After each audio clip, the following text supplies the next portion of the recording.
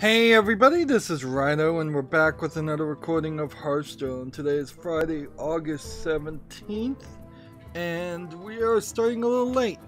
Now before I do anything else, I want to address being raided in the stream that would have happened Wednesday. And be open and honest. I try to be as open and honest and truthful as far as how everything goes on my channel.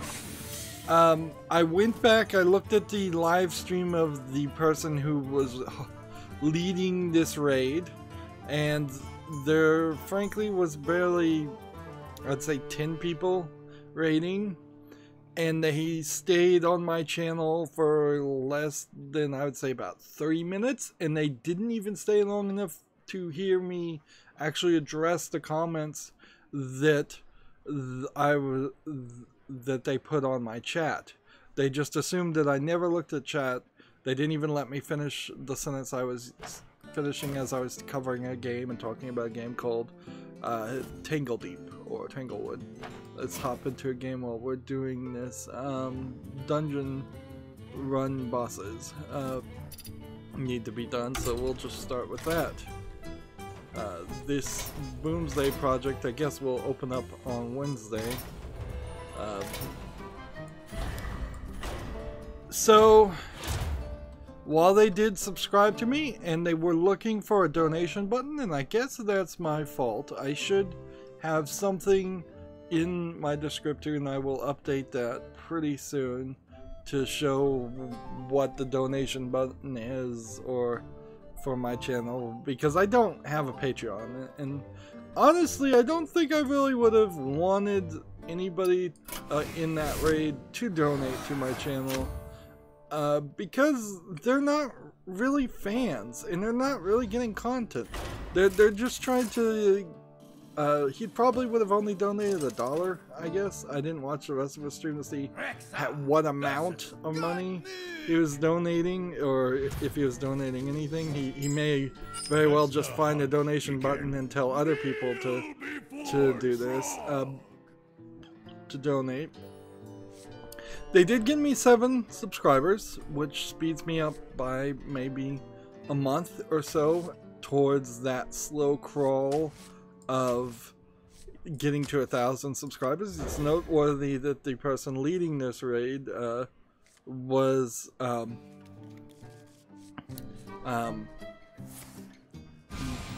close to 1,000 subscribers themselves, so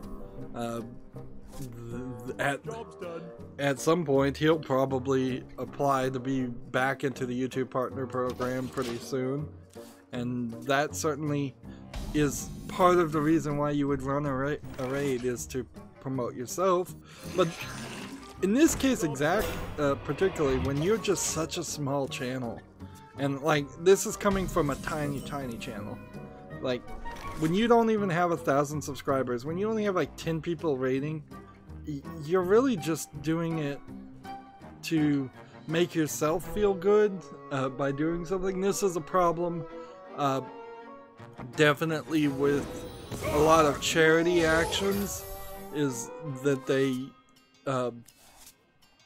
really are just things done to make the person who is donating, or donating their time, their effort, their money, they're really just done to make those people feel good, and they're not really doing any major service to the people that they think they are. Basically, this raid was giving pennies to a homeless man. And I'm appreciative of the 7 things. I'm appreciative of the 3 minutes of watch time, but I've been all over the analytics. That video is not in the top 10 videos of this week, of that live stream. The only metric that went up even was the subscribers metric and the comments metric.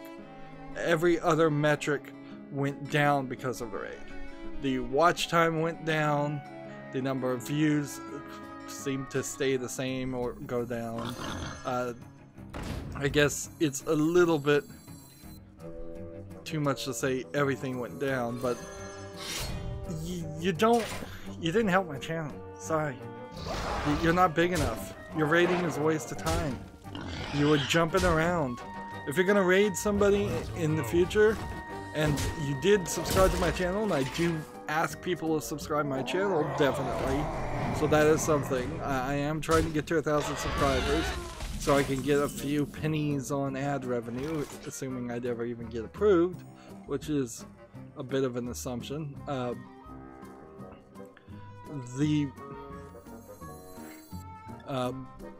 But in the future, if you were gonna raid, I would heavily suggest you have your group of people stay and chat for a significant amount of time. Like, my average watch time is 3-4 minutes, so I would say like 5 minutes minimum of asking everybody to stay and watch my channel. No real criticism was made other than the misunderstanding of the fact that I do eventually look at the chat. I just don't do it mid-sentence when talking about a video game that's coming out, or covering the news. So there's nothing really to say there. In the end, I guess I'm happy, but I also am always forever going to be kind of a grumpy realist, and this was a lot of just not effective rating. It was ineffective. Maybe rating on Twitch is different, but it got that video up to 53 views. Plenty of my live streams have gotten that high. This was not a special instance of a video that moved me way up higher than I've ever been before or something like that.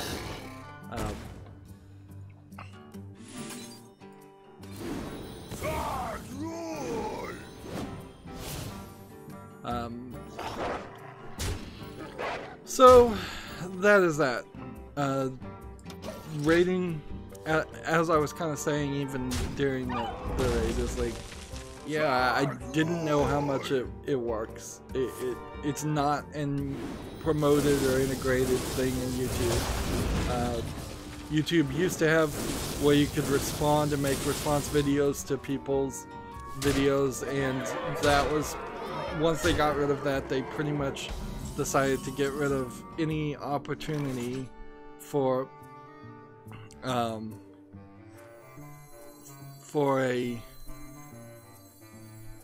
let's see, will this guy gain attack? Yeah, he will. Alright, so we might as well do this and then do this. The eternal hunt has begun.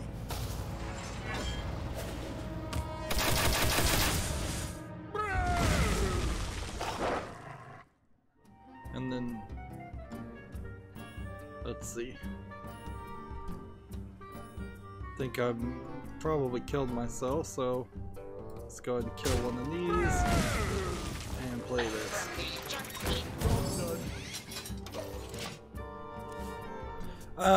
We've got a lot of news to talk about today, so I just wanted to address that up front. If anybody from that raid ever sees that, if anybody from the raid ever comes back and starts watching my channel and is a real friend, you're more than welcome. That's not what I meant to imply whatsoever.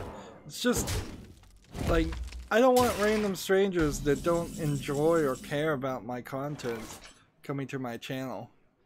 Like I want people to actually appreciate my art. In the same way that I don't think many artists would want some random person buying their art if they intended to, like, do nothing with it, or they didn't appreciate it. I guess I consider myself as much of an artist to the point where I want that to be the case with my creations too, is that I want to actually be appreciated, and I'm not like saying I need want to gatekeep and leave people who I don't think are worthy out of being a part of my fan base. I'm just saying I want them to actually be fans of anything, even if they take my... If somebody thinks my entire channel is a satire and a joke, and I'm playing some like Borat-esque character, but they're enjoying it, then I'm fine with that. If somebody takes my takes my content as it is intended, as honest and sincere content, and they enjoy it, I'm fine with that too. That's the way I would say you should take it. But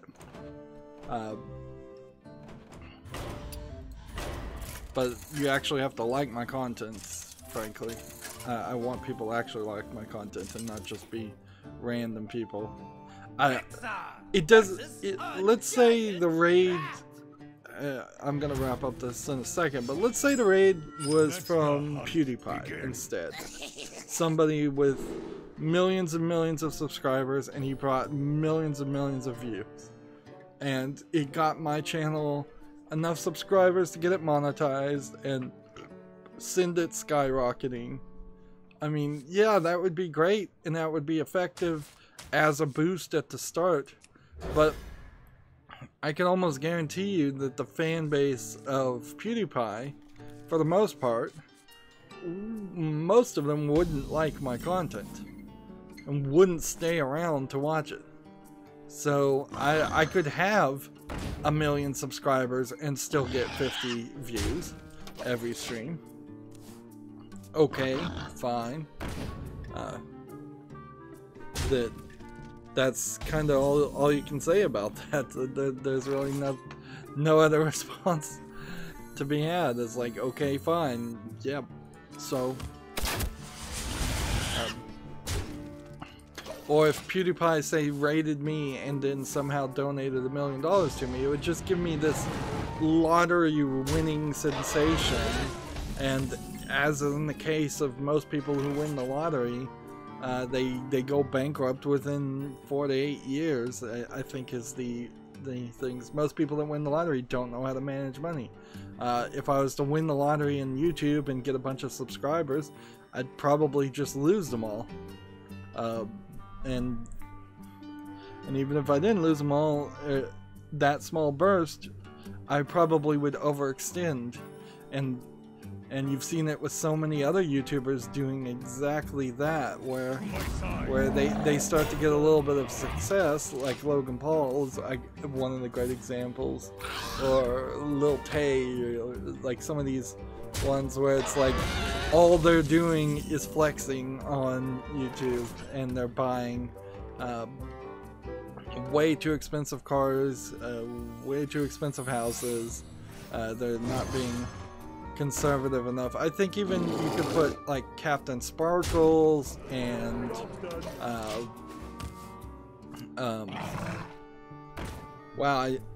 OMG Chad. It was an old was a Minecraft YouTuber who's kind of failed to establish himself. He was definitely on the fast track to succeeding, and just stopped making content on YouTube. So maybe he went to Twitch, but I don't think he's succeeding very much. They all kind of hyper spent to their own detriment. They buy houses, they move a lot, things that you really shouldn't be doing if you're running your job out of your own house. Is like Captain Sparkles moved to California, an expensive California house. It's just like, no, that's not really where you should be. You should be somewhere in really cheap real estate with good internet, which is definitely not California. Anyways, I'm gonna leave that alone.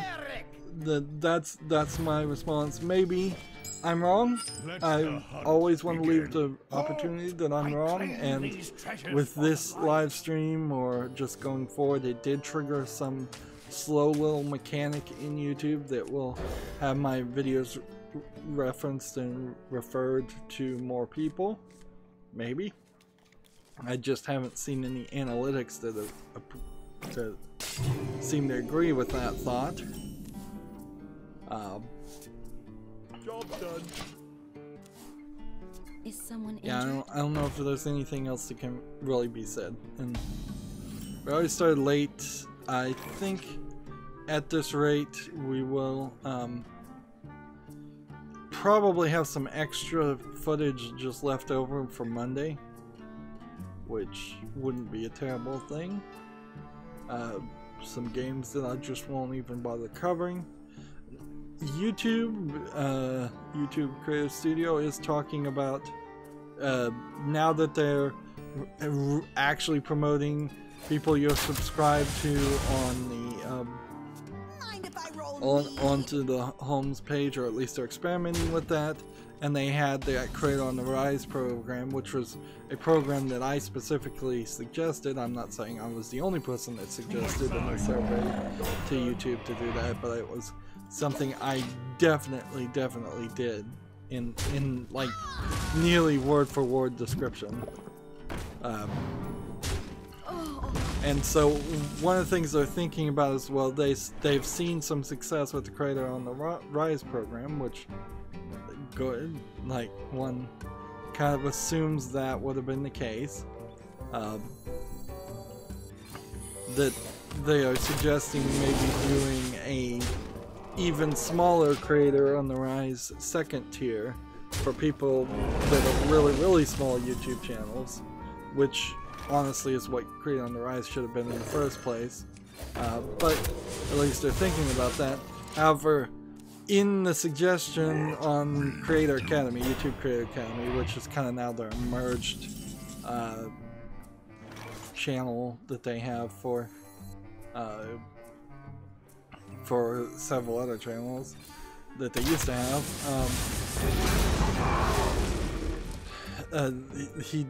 he suggested it in a way that maybe the big channels like PewDiePie would be the kingmakers, and they would pick what the small On the Rise channel was, and he was like, I don't know, should we make them the kingmakers and should we not? And almost all of the responses, no, do it algorithmically.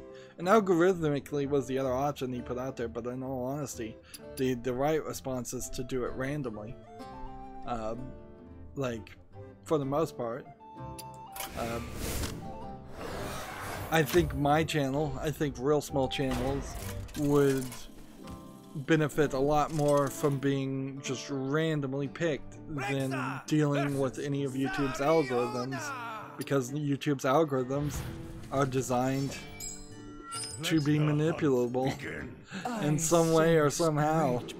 Like, I think I would personally get more subscribers and more views if they just had a what they call shelves, a point where they promoted, here's a random small channel. This will change every time you hit the refresh button.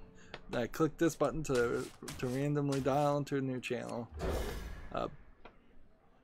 And the only thing that helps my channel slightly is the live streaming, because that's how the raid, not to get back into that, found me, is that they were searching random phrases in YouTube gaming.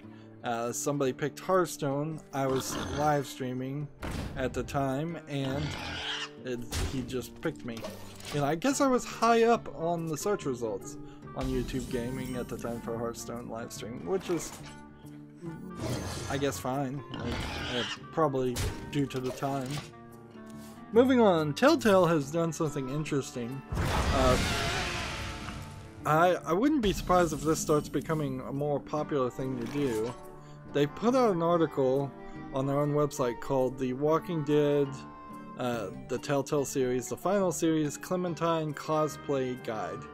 And it's so you want to cosplay Clementine a guide. And basically what this is an article that is being written by Telltale as an advertisement to promote the final season Once upon a time. of The Walking Dead, clearly, but it is in the fashion of helping people cosplay. It seems like the guide. Oh, you can download the guide right here. Let's just look at what it looks like in total. Yeah, from the pictures that they put on their own article, it seemed like there really wasn't too much in the guide, just 2 pages. Now having downloaded it, yeah, I'm seeing 10 pages of basically this is renderings of the character. So this would be just like concept art.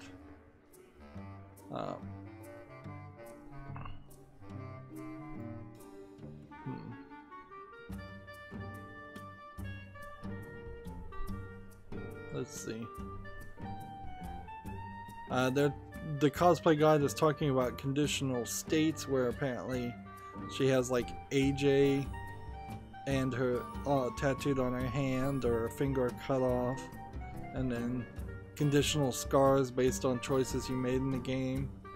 So, but nobody's really gonna question you on any of that. If you cosplay anything close to Clementine, people will certainly appreciate it and be amazed by it. Yeah, this is really more advertisement than anything that would help a cosplayer. There are some logos here, but they're not in vectored images. They're in a PDF bitmap image. So if you were going to try and print out this at the right scale so that you could get the logo that's on the back of a jean jacket and then bleach a jean jacket to match that, it's not going to work. It shows a lack of understanding of just graphics from a video game company. It's like these needed to have been vector files, and I don't think you can put vector files in a PDF format. I wield the power of black. So these are interesting. We're going to see more of this, certainly, though. We're going to see a considerably high increase of articles and elements that would have originally been written by the third party, the fourth estate of the news media, the video game news media, which I guess is in the fourth estate in this case. And now you're not getting it from anybody who's even pretending to be independent. Instead, you're just getting a straight up advertisement. Let's see. Do I need to do anything? Warcraft, you're the only minion on the battlefield. Game +3 +3. Ah, I screwed that up. Moving on, we have a game called Dystopia on Steam. It is a strategy adventure indie simulation violent game. It says it's a hardcore SLG and card battle. Character dead after permanent withdrawal. Data annihilation after annihilation. Time is after the war. Pale world of Japanese split rule. I don't feel like this language is English is their first language here. Looking at it, it seems like it has some screens, then a card section, and a visual novel element to it. So yeah, I'm seeing more screenshots of the visual novel element than I am of the card game. So that really puts you in a different position. See, I could do three recharge and this, that, and Dystopia says it came out August 17th, 2018, I guess, and The font's too small. Well, that's it for the dungeon run. It's in English and Japanese. So, I don't know if this is a Japanese game that that just did not come over or did not get translated. So, like, I don't want to be soft on Japanese games just because they're Japanese games. I think sometimes I am. And this one doesn't look good. And it's from a developer who hasn't done anything else. And it's from a publisher who hasn't done anything else. So, with that, I am going to have to say no to Dystopia. And I guess I'm going to have to build back a weapons deck. The odds that I get a weapon, and see, all those cards are just going to be dusted, giving me more dust as opposed to work my way towards finishing the collection. We have a bunch of bugged cards that are marked as new. So yeah, no interest in Dystopia. Let's move on. Let's see, we need to make a weapons deck. So warrior, wild, choose, blank, blank. Type in the phrase weapon.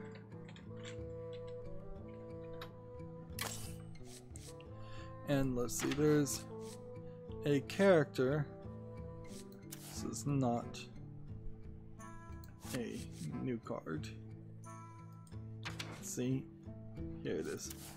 Whenever a weapon is destroyed, gain +1/+1. And destroy all weapons from the hand and gain their stats. Discard all weapons from your hand. Destroy your opponent. Give your weapon +1/+1. Equip a weapon.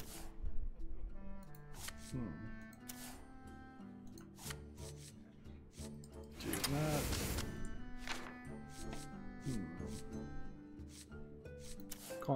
Costless for the attack of your weapon. Gain stats equal to your weapons. Let's see. Reduce the cost. Gain the stats.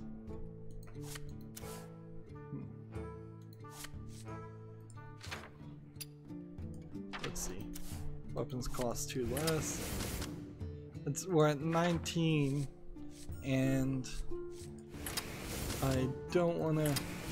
And this is becoming a pirate weapon deck, which is probably fine. Let's see, attacking a minion costs durability instead. And I'll take a couple of those, and just take that instead.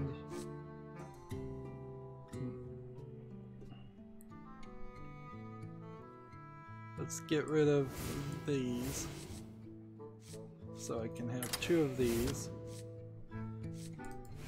1 of those.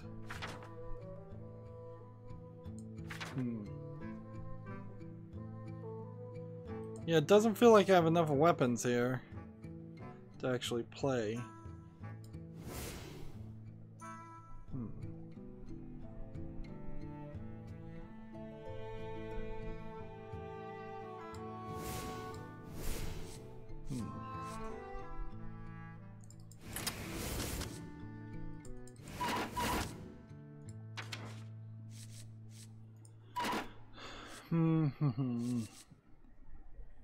How are we now on weapons? Because I need to play like 6, and ideally I'd want to play this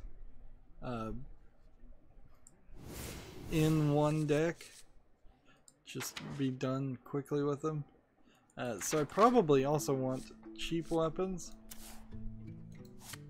too, instead of going with expensive ones.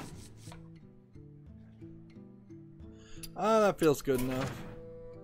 That feels good enough for now. hop into the game and try this and keep on playing. We've got a game on Steam called Shadowside. It's an adventure indie simulation, atmospheric. It looks like they're saying it's a first-person exploration game.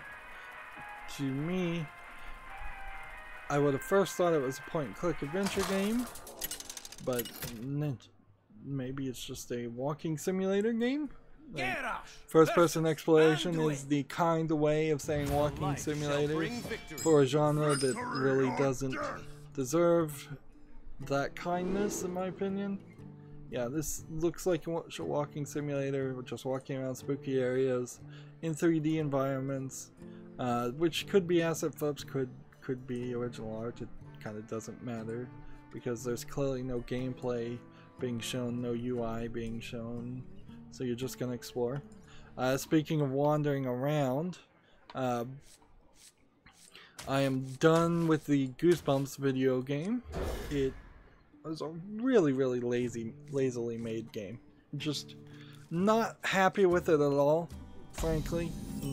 Having played it all, as a prequel, as an advertisement for the Goosebumps movie, I don't think it did a good job. It does have Jack Black in the game say exactly 3 words, and then that is it. And then the animation at the very end where you see R.L. Stine doesn't really look like Jack Black at all. The fact that you could choose to play as a boy or girl plays no role until the very last cutscene where it shows who you've been playing this whole time. So I was playing as a much older teenager kid than I would have thought I was playing as. So yeah, that was surprising. I was playing as a girl. There's frankly only a couple of points in the game where they used any gender pronouns, and there were much more points in the game where they should have just had you play as a male character so that there was a surprise or confusion about whether they were waiting for you to arrive at the final spot you're supposed to arrive in, or whether they were waiting for R.L. Stine to arrive. And because of that, it was rather obvious that they did, the bad guys in the Goosebumps game, the monsters, did not care one bit about you, because they kept saying, we're waiting for him, and I'm playing as a female character, so they would have said they're waiting for her, they're waiting for her.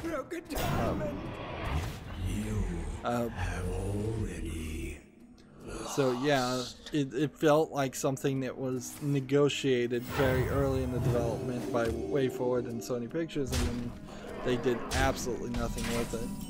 There's a ton of achievements in the game that really only seem like they would make sense if you enjoyed playing the game, and in enjoying playing the game, if you were to actually be willing to play it 5 times over, because you kind of have to play it 5 different times to get all the achievements, and it's totally not worth doing, so I'm not going to get all the achievements on that game. There were monsters in Goosebumps game that you just didn't really defeat, but the map indicated that they probably should be defeatable. There was actually surprisingly quite a lot it seems like you could skip if you were just careful to finish the whole game. There's a point where you're supposed to find R.L. Stine's phone number and call him, but it's under a pseudonym, so you're looking in this phone book with a bunch of names in it, and I saw no indication or direction that any one of those names was more likely to be a pseudonym of R.L. Stine versus another one, unless that is something that happened in one of the Goosebumps books. And yeah, it seems like the Goosebumps game would only be slightly nostalgically fun for a person who's read every single Goosebumps book and probably watched all the TV shows and was an adult who liked point-and-click adventures with no modern conveniences. I had the standard issue of having difficulty finding like cotton candy that I needed to solve a puzzle. And so for that reason I had to find a second walkthrough, because the first walkthrough that YouTube Google brought up was not good enough to actually tell you how to beat the game.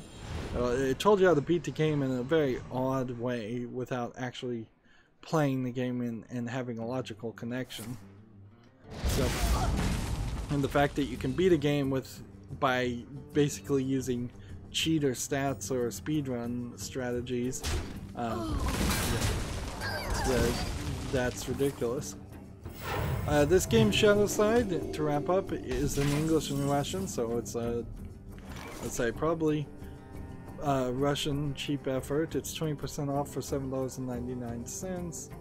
It looks pretty good, but it is just a walking simulator, and so like you certainly can get tricked these days. They've created one other game called Investigator that came out in 2016, and actually that one is rated mostly positive, 74% of 471 user reviews. First person exploration game. So maybe they do a really good job. I don't know. Like, in the same way I don't want to be overly generous to hammers echo in the deep. like, I don't want to be overly generous to Japanese games. I don't want to be overly critical of Russian games, just because there is a large section of Russian people who don't put effort into their work. So what I'm gonna do is I'm gonna be generous. I'm gonna take this game Investigator, which is their first one and has some reviews on it. It came out in 2016, and I'm gonna put it in my wish list. If this turns out to be good, if I ever play it, then I should be closer to thinking about, like, well, playing their newer game. Moving on, I need to rush a little bit quicker on all of this. Let's see. This.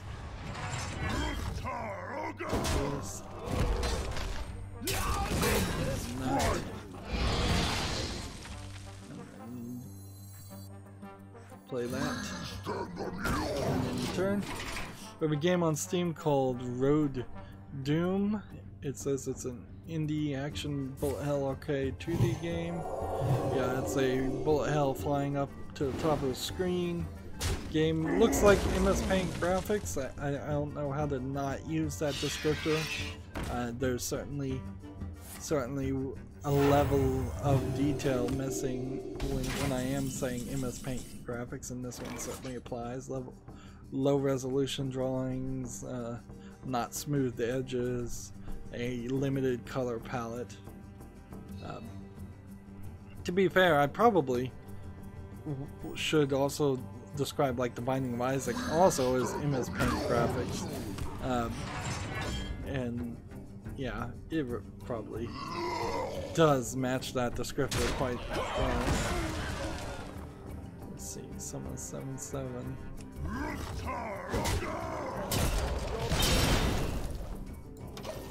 Road Doom is 40% off for $4.79. It's in English only. Do you hear its I don't call? see anything here that would make me want to buy it. It's from a developer who hasn't done anything else. So, GameIndustry.biz is a new source of news that I'm trying to follow, and I think this is going to be a good proving ground or disproving ground of its agenda slash character. because from my perspective, the creator of Super Seducer and the quickly released sequel Super Seducer 2 is kind of in a sleazy character. Like I don't know if the creator actually believes it or he's playing a character or what. Super Seducer is basically, I would say he's the equivalent of a Leisure Suit Larry type character, making a game, giving suggestions that people who think they're alpha would try to use, things that would almost certainly never work, giving suggestions that are probably illegal in some instances. Like I've seen actual footages of Super Seducer 1 where he says, well, just stand in their way when you're talking to them so they can't leave. And it's like, yeah, that's gonna get you arrested as you're trying to chat up people or, you know, talk with pretty women. And really the whole game seemed a lot like an ego trip where he's playing the main character in this full motion video game, and he's got all these hired actresses pretending like they have any interest in him and all. He is not a bad looking man by any sense of the word, but his approach is sleazy and slimy. Kind of, well, I'd say Leisure Suit Larry is sleazy and slimy, and he is a bad looking man. Is the joke there. But I don't think Super Seducer has a joke point where the character you're playing gets rejected all the time. I think it propagates a mythical thinking that this game actually works and will lead to people succeeding. But GameIndustry.biz is giving them the time of day, which is interesting because kind of even after the first one, most of the mainstream video game media either didn't report on Super Seducer 1 at all, or reported on it very negatively, and just kind of what I said, and probably would not, and probably didn't report at all on the sequel Super Seducer 2. But Game Industry Biz is giving them the time of day. That being said, I already know that there's at least 2 more articles on GameIndustry.biz that are talking about the other side of that, the SJW hyper-feminist Anita Sarkeesian sexism in gaming. So maybe it's GameIndustry.biz has no bias, maybe they do. I gotta kind of read the article. The name of this article is Super Seducer 2 creator faults #MeToo movement and a few bad apples for the first game's controversy. Richard and Kate LaRuina, R-U-I-N-A, discuss production struggles, criticism, and challenges that they did and did not make, and changes they did and did not make in the sequel.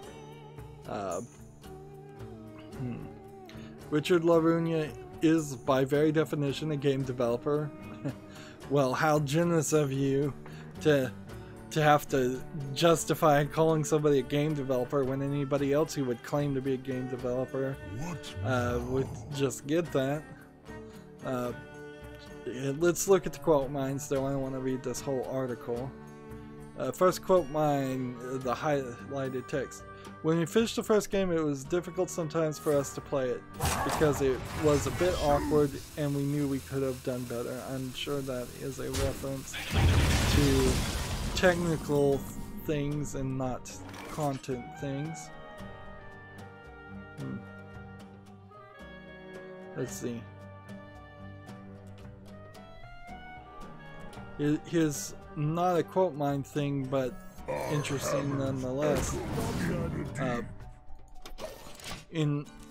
There's a paragraph that goes, in Super Seducer 2, he's joined by dating coach Charlotte Jones in an effort to add a woman's touch after the first game was criticized for, among other things, teaching creeper or stalker-like behavior, misogyny, and was referred to at one point the world's sleaziest game.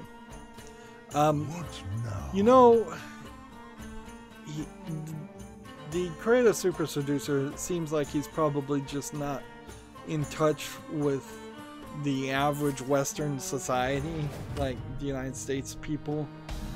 He feels a lot like a Daddy Derek, who's the creator of Cool Cat and did all these copyright strikes and thought Cool Cat was actually a really good tool he created, when the only people who were even interested in the Cool Cat videos were making fun of it. And so his only little bit of notoriety or success is based on making something. I guess I shouldn't reference Daddy Derek because he's lesser known.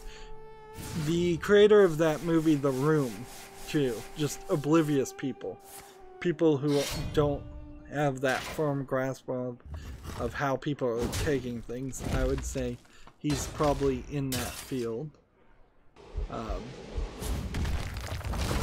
Let's see. There's a picture here. It says, with 10 times the budget of the first game, Richard Luna said his team was able to put much more time and consideration into planning and actually filming Super Seducer 2. And of course, Super Seducer probably succeeded very well as just a streaming thing because of the fact that because of YouTubers and Twitch streamers streaming, they probably got a lot of views around that idea, just on the name alone. Binding of Isaac also, to be fair, got a lot of views because of the way it looked and its controversial art styles and themes. So controversy does work. Let's see.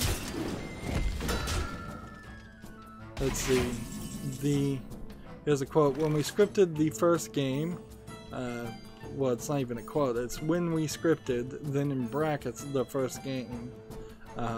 So that wasn't actually said. We didn't really rehearse or visualize it.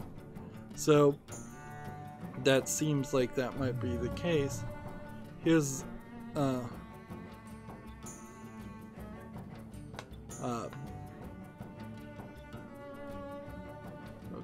let's attack here. Play this. I could have played that. Well, let's attack here. Attack here. Play that. And play that, I guess. And then the turn. Another picture here with a large group of men, women, and at least a couple of African American men, and potentially some Latino women.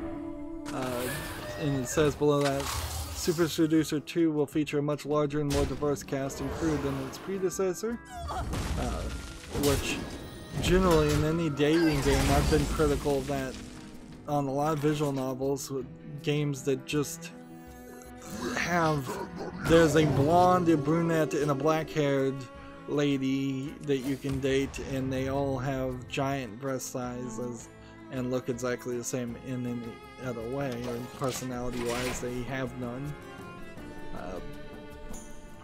Let's see. Next quote mine we have is, we were thinking it's a game about seduction, so we need some sexy chicks. Fair enough.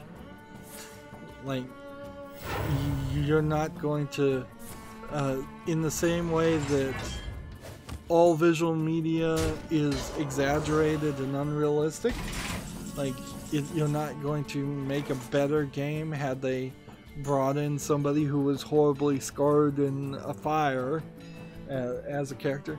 Even Layers of Fear, which was literally actually a character that was burnt in a fire, the wife was, she still looked perfectly fine. It was just a small scar. And So yeah, that's also kind of true for Ready Player One. The movie is one of the characters was supposed to have like a birthmark that was really hideous, and it really was nothing. In fact, it was actually an endearing like beauty mark by all descriptions I've ever heard. Here's another quote mine. Just for it being more like a game, we made it so that you can win in every situation, which is probably not the truth.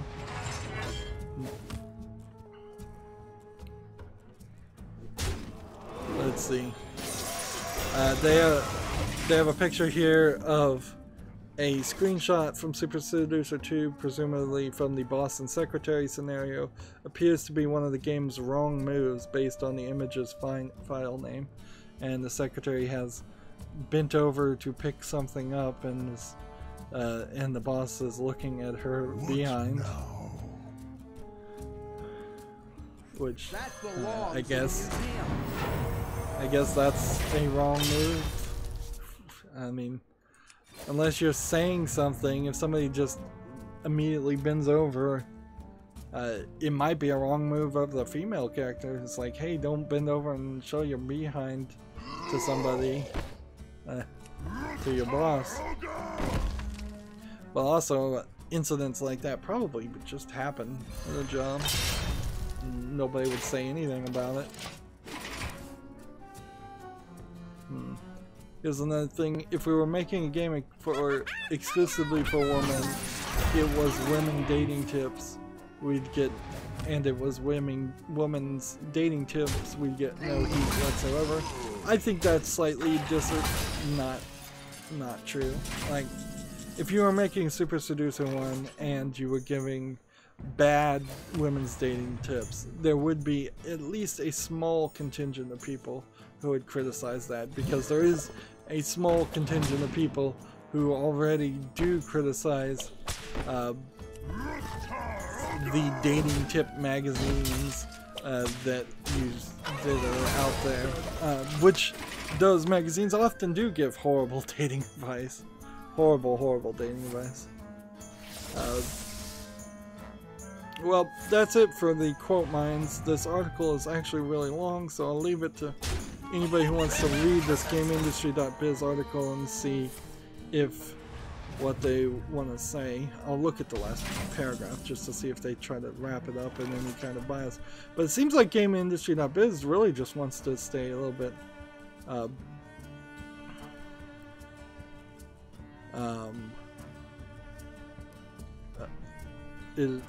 it's an interview. The interviewer says, I asked him what he thought had brought about this shift. He goes, it's definitely the #MeToo movement. It's definitely the mistakes of some seduction gurus and pickup artists that have done bad things, he said. Like anything, there's a spectrum. There's reasons for it. But to throw everyone under the bus because of a few bad apples, or to say that because there were some famous guys or powerful guys who took advantage and did some terrible things, that this can translate into a really nice guy approaching someone he likes in a coffee shop in a respectable way, it's a bit of a jump. So, okay. I'm sure there's plenty of gameplay footage out there of Super Seducer 1, and if you like it, then you've got more of it. I'd be totally willing to play Super Seducer. Like, I think it would probably not go afoul of YouTube's guidelines. So I don't think I'd have to do any censorship compared to playing like a visual novel that has nudity in it. And it's kind of the same thing from different approaches. One is a full motion video showing or running through fake scenarios of dating and picking up girls or guys, and in visual novels it's the same thing. It's a simulation of dating or picking up girls or guys. And really, if there's going to be a major hate for these kinds of games, they should be complaining about some of the really, really awful ones that are just put out on Steam every week. Not this game where, I mean, he hired actors, he had cameras, he was scripting, he was doing full motion video.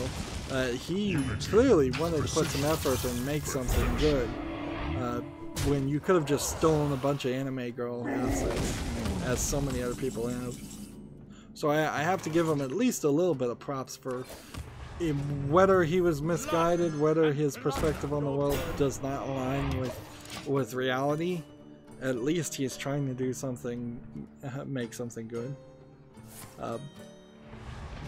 And I'm not really opposed to crazy people, for lack of a better term, making art. If they're just scribbling on a canvas and it does not look like art to anyone else, I'd still say, well, at least you're trying. It's better than somebody who wasn't trying. Alright, moving on, we have a game called Box Runner. Speaking of not trying, it looks like it's several asset flips combined, where you're playing as this robot and you're rolling around on a 3D environment trying to collect boxes and coins. It's just like a time-based roll around places to touch boxes to collect coins. Yeah, this is an experiment at best, not a game. They want $4.99 for it. No thank you to Box Runner.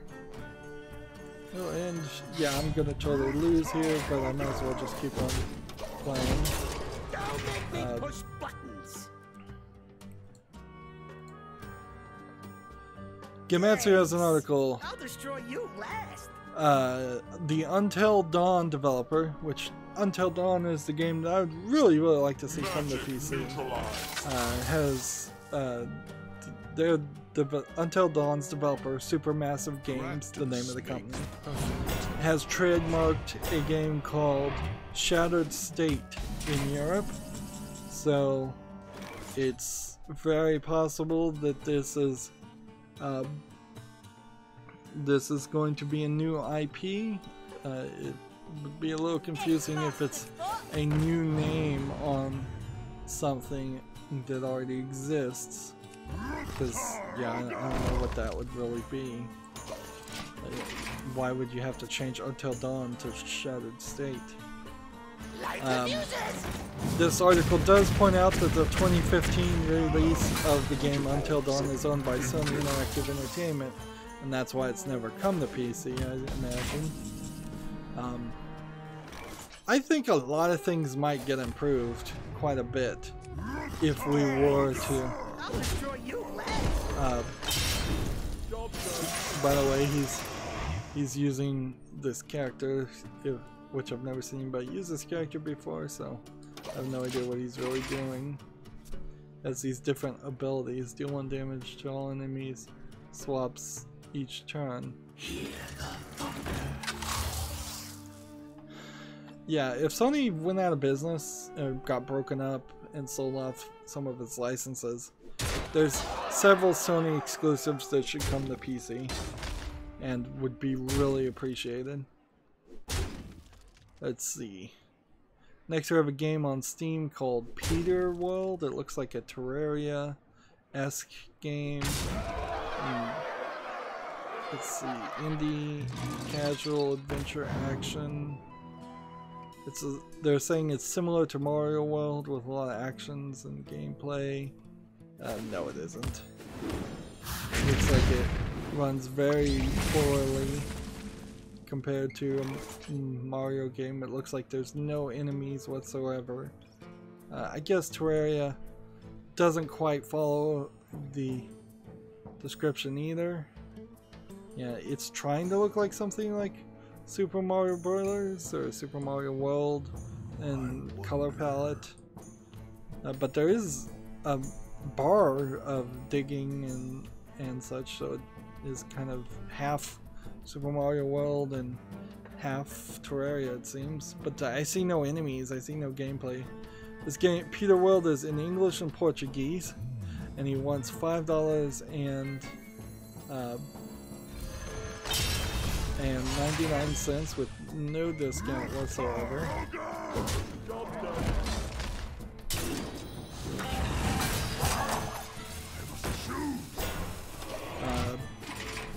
Yeah, no reason why I'd put that on the wish list. Moving on. Let's see. Next game we have is called Your Dry Delight. Set in the 1920s Prohibition era America, this romantic comedy follows Detective Richter Richter. Yeah, I guess I'd be Richter. That's not the way to pronounce that name. And his adventures as he attempts to unravel Cleveland's liquor industry. It says it's a free-to-play indie casual game. To me, it looks like it's a visual novel. Western drawn visual novel using kind of a anime style of guys. Looks like it's probably all guys. So I wouldn't be surprised if this is actually a gay romance at some point in there.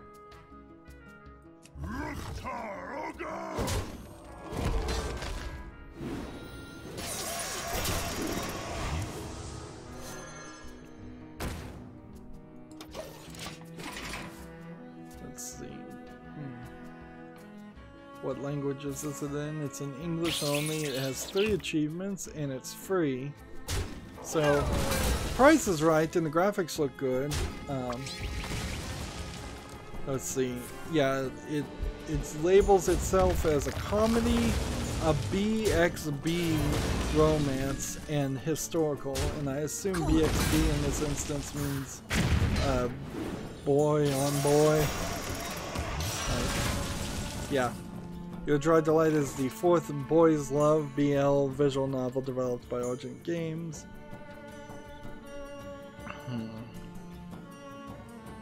It's free, so the price is right. If that's your thing, the graphics don't look too bad.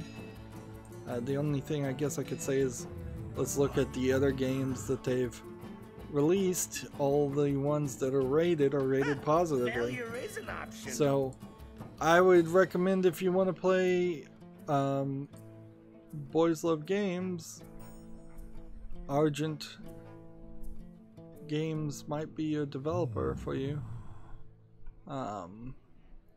Looks like there's a game called Chess of Blades that's the most expensive one. And I must choose. I guess I'll put that one on my list. Like, I have no problem playing a Boys Love visual novel if I'm gonna go down into the realm of visual novels, because it would be so few anyways. It would be probably half a dozen made by a half a dozen Boys Love ones, which Boys Love being a Japanese term getting translated to English is odd in itself. Unity, precision. Because these are men in this instance, at least.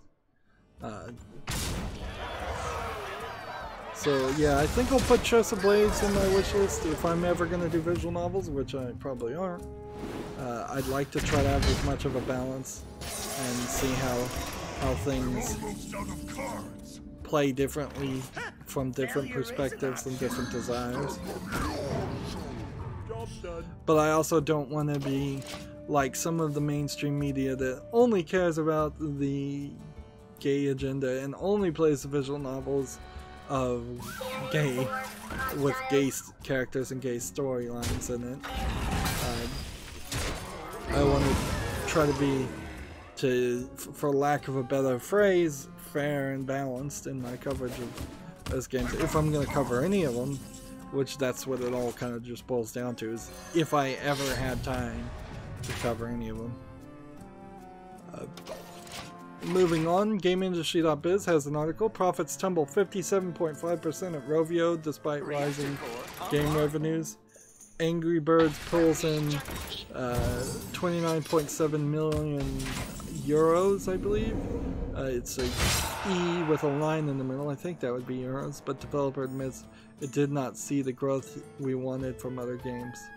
I have a bit of a story related to that. I just uninstalled a bunch of Angry Birds games off of my phone because I hadn't played them in a very, very long time. And to be fair, I got all of them for free through the Amazon App Store, and the Amazon App Store changed kind of how it worked. So, but yeah, Angry Birds is dead. They spent way too much money trying to make it a big franchise thing instead of taking the money and run. For as much as we look at the concept of taking the money and running as a bad thing, they should have taken the money and run, and as a business maybe taken the money and run into a new IP, because Angry Birds was not going to be the thing that